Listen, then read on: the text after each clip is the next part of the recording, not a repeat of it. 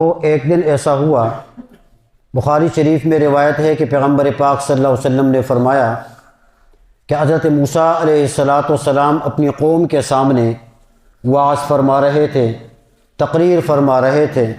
وہ اپنی آواز میں، اپنے انداز میں انہوں نے بڑی تقریر فرمائی، اور تقریر جب ختم کی تو اس مجمع میں سے ایک آدمی نے سوال کیا، اور سوال یہ تھا کہ آیا آپ سے بڑا اس وقت زمین میں کوئی عالم موجود ہے؟ تو موسیٰ علیہ السلام نے فرمایا کہ نہیں، میرے علاوہ کوئی عالم موجود نہیں ہے جو مجھ سے بڑا ہو۔ اور ایک ظاہر سی بات ہے کہ جب بھی کوئی عالم، کوئی بڑا اس طرح بزرگ، کوئی ماہر جب بھی کوئی بیان کرے، کوئی تقریر کرے، تو مجمع میں سے کچھ لوگ ایسے ہوتے ہیں کہ جن کے اوپر بات لگ جاتی ہیں، اور وہ اس مقرر کے علم کا اعتراف کرتے ہیں کہ واقعی حضرت ان کے پاس تو بہت بڑا علم ہے، یہ تو بہت بڑا ماہر ہے، کہتے ہیں لوگ اس طریقے سے، مطلب ایک خیال اس طرح۔ تو وہاں مجمع میں سے کسی آدمی نے سوال کیا حضرت موسیٰ علیہ السلام سے کہ کیا آپ سے بڑا کوئی عالم ہے؟ تو موسیٰ علیہ السلام نے جواباً فرمایا کہ مجھ سے کوئی بڑا عالم نہیں ہے۔ اب یہ جو موسیٰ علیہ السلام نے فرمایا کہ مجھ سے کوئی بڑا عالم نہیں ہے، اصولی طور پر موسیٰ علیہ السلام کی یہ بات اس وقت بالکل درست تھی، اور درست اس انداز سے تھی کہ جب اللہ کا پیغمبر زمین پر موجود ہوتا ہے تو اس وقت پیغمبر سے بڑا عالم کوئی نہیں ہوتا۔ لیکن اللہ رب العزت کو یہ انداز پسند نہیں آیا، اور یہ جملہ موسیٰ علیہ السلام کا اللہ پاک کو ادب کے خلاف نظر آیا، اللہ کو پسند نہیں آیا کہ بھئی ٹھیک ہے، زمین میں انسانوں میں سے کوئی عالم نہیں ہے، لیکن جب سب کا علم ختم ہوتا ہے تو اللہ کا علم تو شروع ہے نا، اللہ سے بڑھ کر تو کوئی عالم نہیں ہے زیادہ۔ تو اللہ رب العزت نے بطور ادب کے اور بطور تعلیم کے موسیٰ علیہ السلام سے یہ فرمایا کہ بھئی تم ایسا کرو کہ ایک جگہ ہے جہاں دو دریا آپس میں ملتے ہیں، اس جگہ چلے جانا، وہاں ہمارا ایک بندہ ملے گا، اور اس بندے کے پاس جو علم ہے وہ آپ کے علم سے زیادہ ہے، یہ اللہ نے فرمایا۔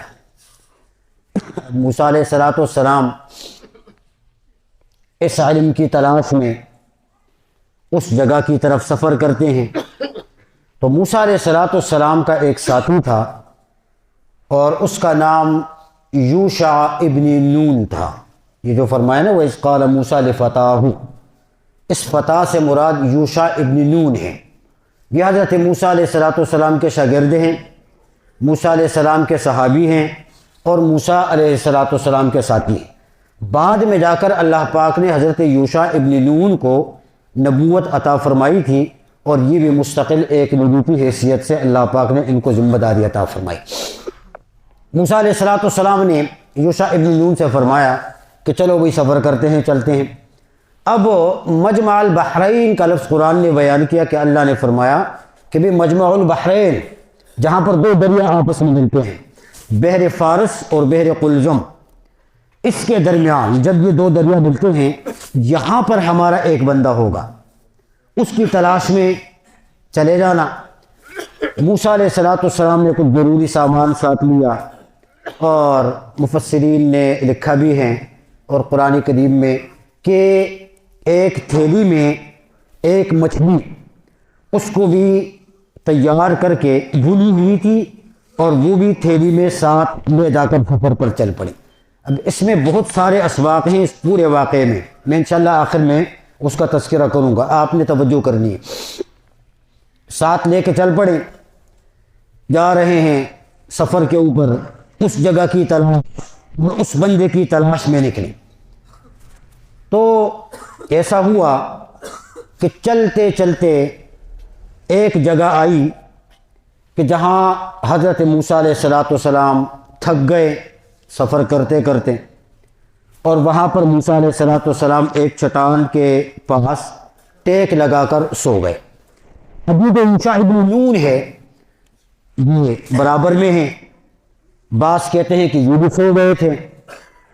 موسیٰ علیہ السلام نے فرمایا تھا کہ بھائی یہ ہماری منزل ہے، ہم نے اپنی منزل پر پہنچنا ہے، لیکن جب یہ جگہ آ جائے نا جہاں پر دو دریا آپس میں ملتے ہیں، وہاں تم نے بتانا ہے، ٹھیک ہے، یہ ہماری منزل ہے۔ اسی جگہ پر پہنچ کر اللہ پاک نے نیند اتاری کی، تھکاوٹ کی وجہ سے سو گئے۔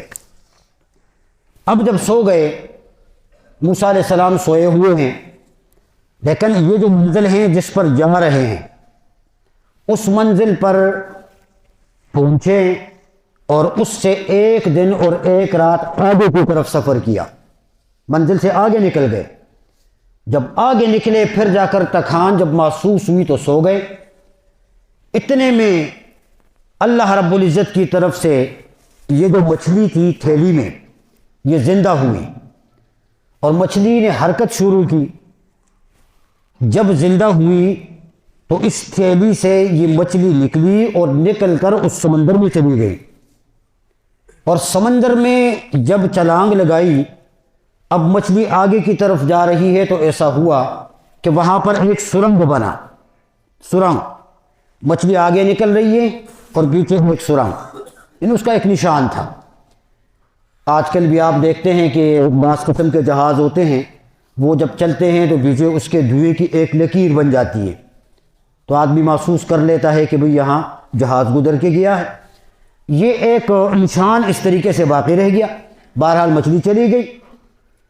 حضرت خضر، یہ یوشع ابن نون، یہ سارا منظر دیکھ رہے ہیں۔ موسیٰ علیہ السلام کی آنکھ کھل گئی، بیدار ہوئے، پر اللہ نے حضرت یوشع سے اس بات کو بھلا دیا، اسے یاد نہیں رہا۔ حالانکہ واقعہ بڑا عجیب تھا، بھولنے والا تھا ہی نہیں، لیکن اللہ کی حکمتیں، یاد نہ رہا۔ جب آگے سفر کیا پھر تھک گئے، موسیٰ علیہ السلام نے فرمایا آتنا غداءنا لقد لقینا من سفرنا ھذا نصبا، ابھی تو 1 دن 1 رات ہم آگے سفر کر چکے ہیں، اس سے بڑی تھکاوٹ ہوئی ہے۔ وہ جو کھانے پینے کی کچھ چیزیں تھیں وہ کھانے پینے کی چیزیں لے آؤ تاکہ ہم ناشتہ کر لیں، کچھ کھائے پیے۔ اب جب حضرت یوشع نے اس تھیلی کی طرف دیکھا تو اب اسے یاد آیا کہ بھئی مچھلی ساتھ لے کر آئے تھے اور وہ تو وہاں پر چھلانگ لگا کر سمندر میں چلی گئی۔ موسیٰ علیہ السلام سے کہنے لگے کہ بھئی بات ایسی ہوئی ہے، وہ تو وہیں پر مچھلی جو ہے وہ دریا میں چھلانگ لگا کر چلی گئی۔ اب موسیٰ علیہ السلام ہے تو جلانی اور غصہ بنتا بھی ہے، لیکن موسیٰ علیہ السلام نے غصہ نہیں کیا، بلکہ فرمایا کہ بھائی اصل تو منزل وہی تھی جہاں مچھلی نے چھلانگ لگائی، چلو واپس چلتے ہیں۔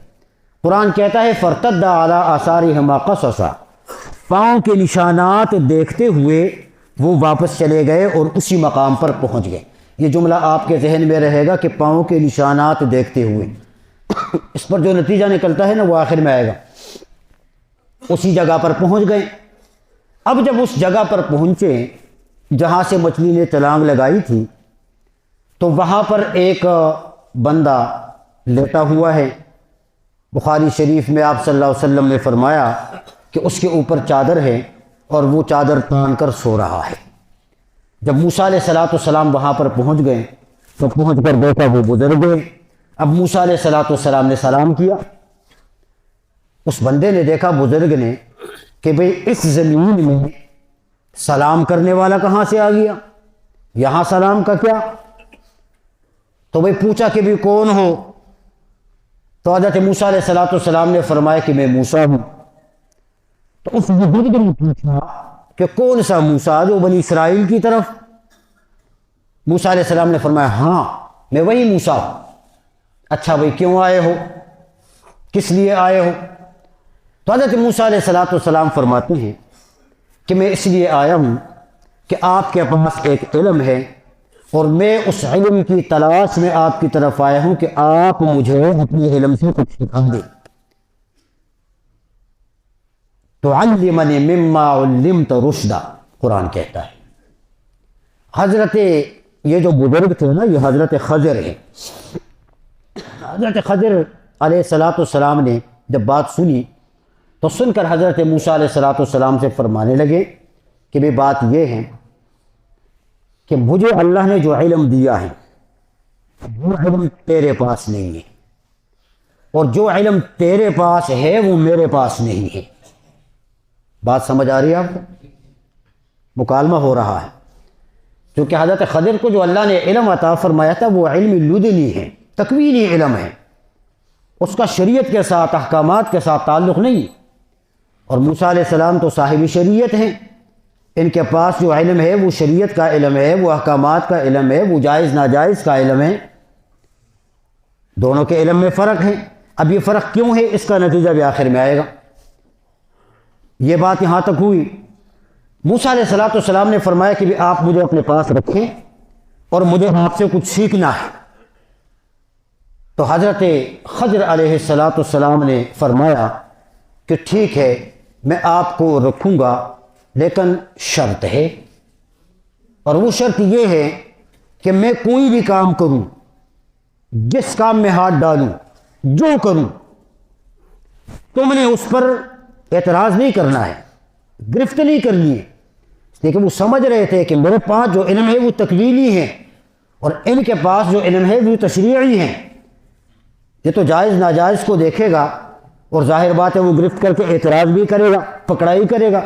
تو اس لیے حضرت خضر نے پہلے واضح کر دیا کہ بھی میں جو بھی کروں نا تجھے اعتراض کرنے کا حق نہیں ہے، یہ ایگریمنٹ ہے۔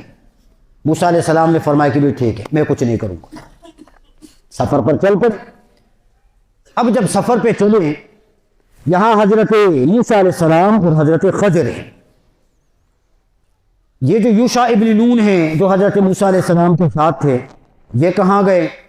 اس پر بعض حضرات یہ فرماتے ہیں کہ یہ ساتھ تھے، اور بعضوں نے کہا کہ نہیں، حضرت موسیٰ علیہ السلام نے ان کو واپس کر دیا تھا۔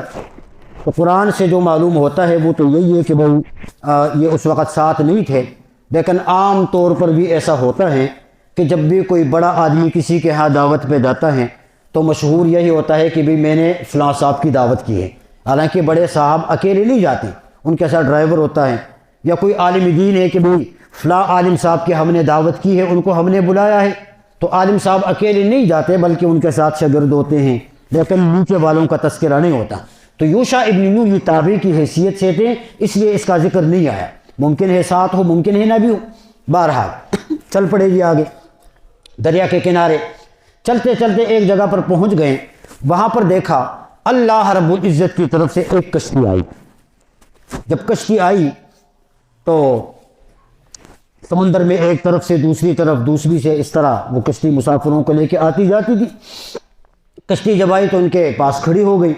اب وہ جو کشتی والے تھے وہ جانتے تھے اس بزرگ کو کہ بھئی یہ ہمارے اس علاقے کے ہیں، اچھے آدمی ہیں، نیک آدمی ہیں، پہچان رہے تھے وہ۔ چلو بھئی کشتی میں سوار ہو جاؤ۔ کشتی میں بیٹھ گئے۔ اب جب حضرت خضر اور حضرت موسیٰ علیہ السلام کشتی میں بیٹھے تو وہاں ایک کلہاڑی پڑی ہوئی تھی، وہ کلہاڑی حضرت خضر نے اٹھائی اور اٹھا کر اس کشتی کا ایک تختہ وہاں سے ہٹایا، اس میں سوراخ کیا۔ حضرت موسیٰ علیہ السلام دیکھ رہے ہیں، جب کشتی میں سوراخ ہوا نا تو حضرت موسیٰ علیہ السلام نے حضرت خضر علیہ السلام سے فرمایا کہ بھائی یہ آپ نے کیا کیا، یہ آپ کو نہیں کرنا چاہیے تھا۔ انہوں نے ہمارے ساتھ اچھائی کا معاملہ کیا، ہم سے پیسے نہیں لیے، اعزاز اور اکرام کے ساتھ ہمیں کشتی میں بٹھا دیا۔ آپ کی اس حرکت سے کیا کرنا چاہتے ہیں؟ آپ ہمیں بھی غرق کر دیں گے اور کشتی والوں کو بھی غرق کر دیں گے، یہ آپ نے کیا کیا؟ تو حضرت خضر علیہ السلام فرمانے لگے کہ میں نے کہا تھا نا، میں نے کہا تھا کہ تو صبر نہیں کرے گا۔ اب موسیٰ علیہ السلام نے تو شرط پہلے رکھی ہوئی تھی، تو موسیٰ علیہ السلام نے فرمایا کہ بھی میں بھول گیا ہوں، آپ میری گرفت نہ کریں، میری گرفت آپ نہ کریں۔ اب اس سے بھی سبق ہے، وہ بھی آگے چلیں۔ چلتے سمندر کو پار کیا، پار کرنے کے بعد پھر سمندر کے کنارے جا رہے ہیں۔ آگے ایک گراؤنڈ آیا، گراؤنڈ میں بچے کھیل رہے تھے، تو ان میں سے ایک خوبصورت بچہ تھا۔ اس خوبصورت بچے کے پاس پہنچ کر حضرت خضر نے اس کا سر پکڑا اور پکڑ کے دبوچ کو اس کو مار ڈالا، قتل کیا۔ اب یہ اور بڑا کام موسیٰ علیہ السلام دیکھ رہے ہیں، برداشت نہ ہوئی۔ موسیٰ علیہ السلام نے فرمایا کہ بھئی اتنا خوبصورت بچہ بغیر کسی جرم کے پکڑ کے آپ نے اس کو قتل کیا، لقد جئت شیئا نکرا، بڑا سخت کام کیا آپ نے، ایسا کیوں کیا آپ نے؟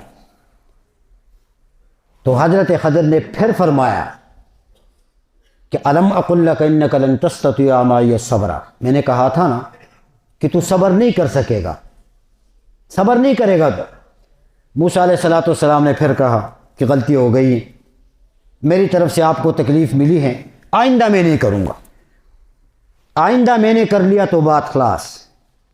ٹھیک ہے، آگے چلیں۔ آگے ایک بستی پر پہنچ گئے، وہاں ان بستی والوں سے کھانا مانگا، ان استطعما، کھانا طلب کیا کہ بھی بھوک لگی ہے آپ کھانا کھلا دیں۔ فابوا ان یضیفوہما، بستی والے بھی ایسے تھے کہ انہوں نے کھانا کھلانے سے انکار کیا کہ بھی ہمارے پاس نہیں کھلایا۔ رات ہوئی، گزاری، صبح کو پھر چل پڑے۔ آگے دیکھا اس بستی میں ایک دیوار ہے کہ جو دیوار جھکی ہوئی ہے، گر رہی ہے۔ تو حضرت خضر علیہ السلام نے ہاتھ ایسا کیا اور ایسا کر کے اس دیوار کو سیدھا کیا، ٹھیک ہو گئی۔ موسیٰ علیہ السلام پھر اعتراض کہ بھی عجیب بات ہے، لاتخذت علیہ اجرا، کہ آپ چاہتے تو آپ ان سے اجرت طلب کرتے، نامرادوں نے کھانا نہیں کھلایا، ہمیں بھوکا سلایا، اور آپ نے پھر اتنا بڑا کام کیا کہ بھی گرتی ہوئی دیوار کو آپ نے ایک دم سے ٹھیک کر دیا۔ کم از کم اتنا تو کہہ دیتے نا کہ بھی تم اگر 2 دن میں یہ پورا ٹھیک کرو گے تو میں 1 لمحے میں ٹھیک کر دوں گا، تم اگر 10 میں ٹھیک کرو گے تو میں 2 میں ٹھیک کر کے دے دوں گا۔ اجرت تو بنتی تھی کہ ان سے کچھ نہ کچھ آپ طلب کرتے۔ اب حضرت خضر علیہ السلام فرمانے لگے کہ ھذا فراق بینی و بینک، میں نے کہا تھا نا تو صبر نہیں کر سکے گا۔ پھر بے صبری کا مظاہرہ کر کے پھر پوچھا، اب یہاں میری اور تمہاری بات ختم، میرا راستہ الگ اور تمہارا راستہ الگ، بات ختم ہو گئی۔ حضرت خضر علیہ السلام نے فرمایا سأنبئک بتأویل ما لم تستطع علیہ صبرا، اب میں یہ تمہیں بتا دیتا ہوں کہ جس چیز پر تو نے صبر نہیں کیا اور بار بار مجھ سے پوچھا، تو اب میں اس کی حقیقت بتاتا ہوں کہ میں نے یہ کام کیوں کیے، یہ 3 کام میں نے کیوں کیے۔ کشتی خراب کر دی، بچے کو مارا، اور گرتی ہوئی دیوار کو، آپ سو رہے ہیں یا جاگ رہے ہیں؟ تو حضرت خضر علیہ السلام نے فرمایا کہ بھی بات یہ ہے کہ یہ جو میں نے کشتی کو خراب کیا نا، یہ کشتی کچھ غریب لوگوں کی تھی، اور سمندر کے دوسرے سائڈ پہ ایک ظالم بادشاہ ہے، اور وہ بادشاہ صحیح سلامت جو کشتیاں ہوتی ہیں اس کو پکڑتا ہے، اس کو قبضہ کرتا ہے، اور جو عیبدار کشتی ہوتی ہے اسے وہ کچھ نہیں کہتا۔ تو یہ میں نے اس لیے خراب کر دی تاکہ ان بیچاروں کی کشتی بچ جائے، نقصان سے بچ جائے۔ بچے کو کیوں قتل کیا؟ اس لیے بچے کو قتل کیا کہ یہ جو بچہ تھا یہ بڑے ہو کر اس نے کافر بننا تھا، اپنے والدین کا نافرمان بننا تھا، اور بڑا فسادی بننا تھا، اس لیے میں نے اس کو قتل کیا۔ ذہن میں بڑی باتیں آ رہی ہیں، میں آخر میں ابھی کچھ دیر بعد بتا رہا ہوں آپ کو۔ تیسرا جو میں نے کام کیا کہ دیوار کو میں نے گرانے سے بچایا، وہ اس لیے کہ یہ دیوار، اس کے نیچے خزانہ ہے، اور وہ یتیم بچے ہیں، ان کا خزانہ ہے، تو اگر دیوار گر جاتی خزانہ ضائع ہو جاتا، تو ان یتیم بچوں کے خزانے کو بچانے کے لیے میں نے دیوار کو ٹھیک کر دیا۔ یہ پورا واقعہ قرآن کریم میں 2 رکوعات کے اندر حضرت موسیٰ علیہ السلام اور حضرت خضر علیہ السلام کا بیان کیا ہے۔ یہاں تک واقعہ ختم ہوا۔ اب باتیں ہیں کہ حضرت خضر نبی تھے یا نہیں، تو جو مسلمات میں سے باتیں ہیں اور صحیح روایتوں میں ہیں کہ حضرت خضر علیہ السلام اللہ کے نبی تھے، ان کو اللہ نے نبوت عطا فرمائی تھی، مستقل نبی تھے۔ اور قرآن کریم نے جو الفاظ اس کے لیے ذکر فرمائے ہیں کہ ایک جگہ فرمایا کہ وَآتَيْنَاهُ مِن لَّدُنَّا عِلْمًا، اور پھر فرمایا کہ عباد من عبادنا، وَآتَيْنَاهُ رَحْمَةً مِنَّا، یہ سارے الفاظ کو جمع کرنے کے بعد نتیجہ یہی نکلتا ہے کہ حضرت خضر علیہ السلام یہ اللہ کی طرف سے نبی تھے۔ اب کس زمانے میں گزرے، کن کی طرف آئے، کیا دین تھا، کیا پیغام تھا، قرآن کریم اس سے خاموش۔ چونکہ جو نبی اللہ پاک نے مبعوث کیا ہے، ہر نبی کو اللہ نے ایک ذمہ داری اور ڈیوٹی عطا فرمائی، وہ اسی طریقے سے جو ہے وہ اپنی ڈیوٹی سر انجام دیتے رہیں۔ دعوت توحید ہے، دعوت حق ہے، اللہ پاک کی معرفت ہے، یہ تو ہر نبی کا خاصہ ہے، لیکن اس کے ساتھ ساتھ کچھ ڈیوٹیاں انفرادی طور پر اللہ پاک نے ان کے ذمے لگائی تھی۔ تو حضرت خضر جو تھے یہ لوگوں کے ساتھ مدد کرتے تھے، تعاون کرتے تھے، اس طریقے کے کام جو ہے یہ ان کے ذمے تھے۔ خضر کو خضر کیوں کہتے ہیں؟ اس لیے کہ خضر کا معنی سرسبز و شاداب ہیں۔ روایات میں آتا ہے کہ جہاں بھی یہ تشریف رکھتے تھے، خالی زمین بھی ہوتی نا، وہ نیچے سے سرسبز و شاداب ہو جاتی تھی، اس لیے اس کو خضر کہا جاتا ہے۔ اور خضر زندہ ہے یا نہیں، تو امام بخاری رحمۃ اللہ علیہ کے قول کے مطابق حضرت خضر علیہ السلام نے بھی موت کا پیالہ پیا ہے۔ جس طرح باقی انبیاء کو موت آئی ہے، سارے مر گئے ہیں، فوت ہوئے ہیں، اسی طرح حضرت خضر علیہ السلام یہ بھی اپنی زمینی عمر پوری کر کے اللہ کی طرف جا چکے ہیں، یہ اب موجود نہیں ہے۔ یہ محدثین کی طرف سے ہیں۔ البتہ بعض صوفیاء ہیں وہ یہ کہتے ہیں کہ نہیں، حضرت خضر اب بھی زندہ ہے۔ بہرحال دونوں کی اپنی اپنی دلیلیں ہیں، لیکن امام بخاری رحمۃ اللہ علیہ اسی کو ترجیح دیتے ہیں کہ حضرت خضر کی وفات ہوئی ہے، وہ زندہ نہیں ہے۔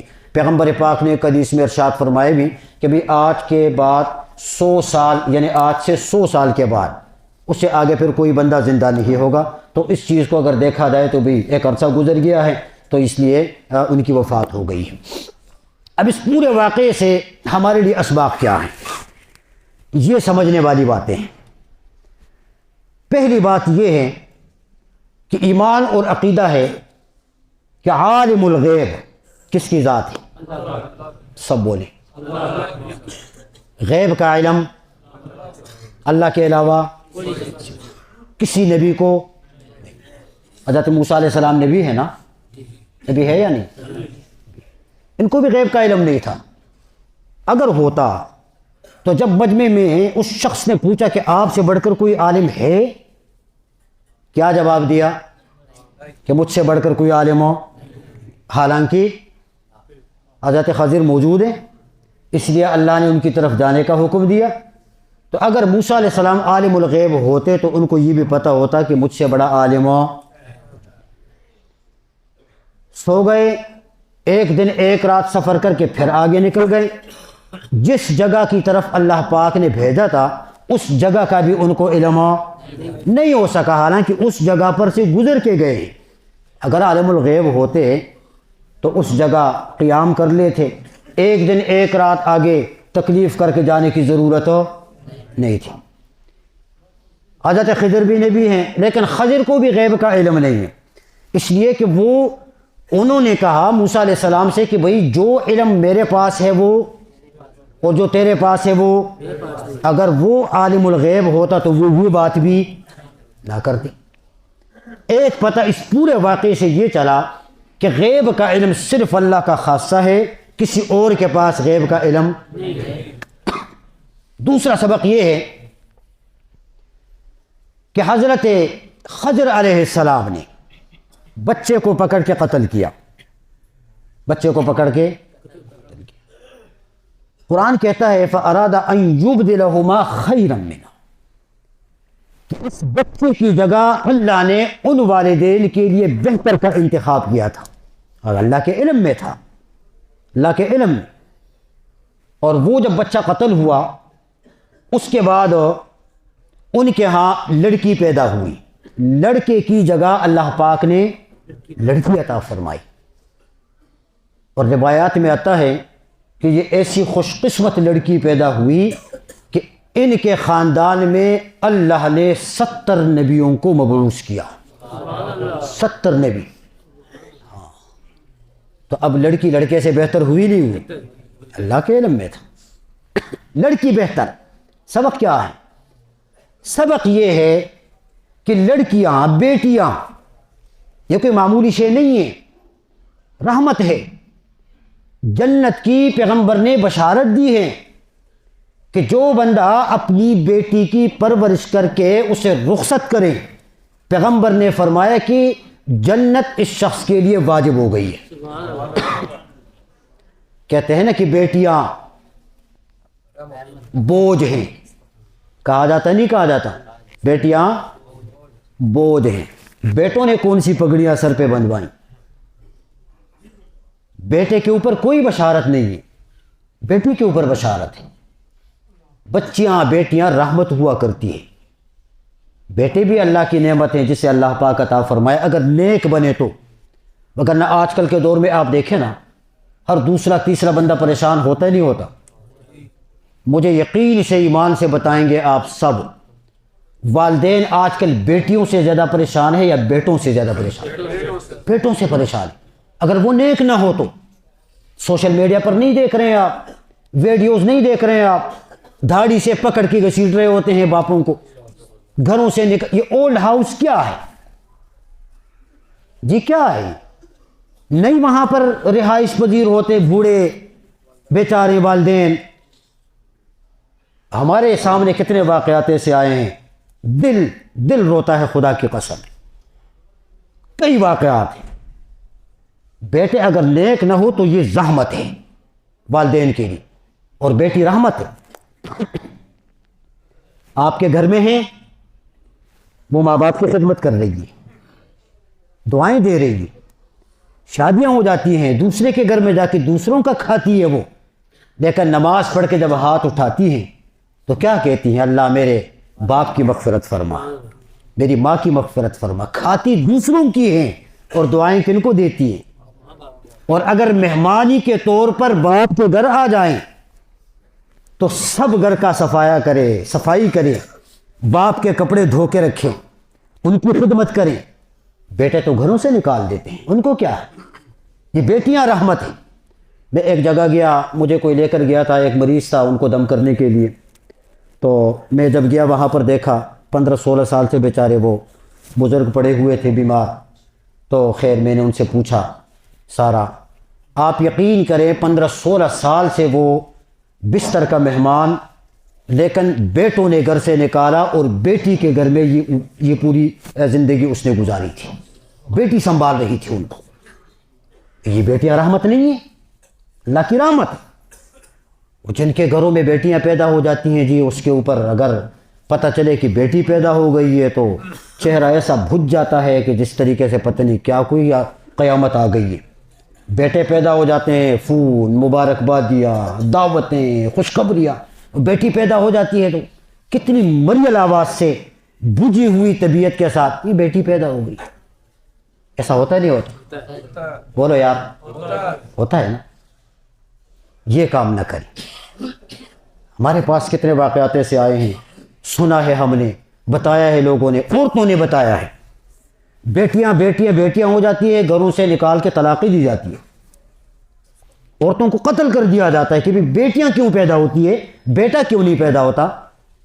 ارے یہ بیٹا اور بیٹی یہ پیدا کرنے کی طاقت اس عورت کو ہے، اس بیچاری کو ہے، یہ کن کے ہاتھ میں ہے؟ تو اللہ کے ہاتھ میں۔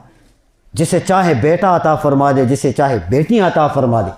تو اس لیے دوستو، بیٹیاں جن کے گھروں میں ہوتی ہے نا، اس پر شکر کریں، اللہ کا شکر کریں۔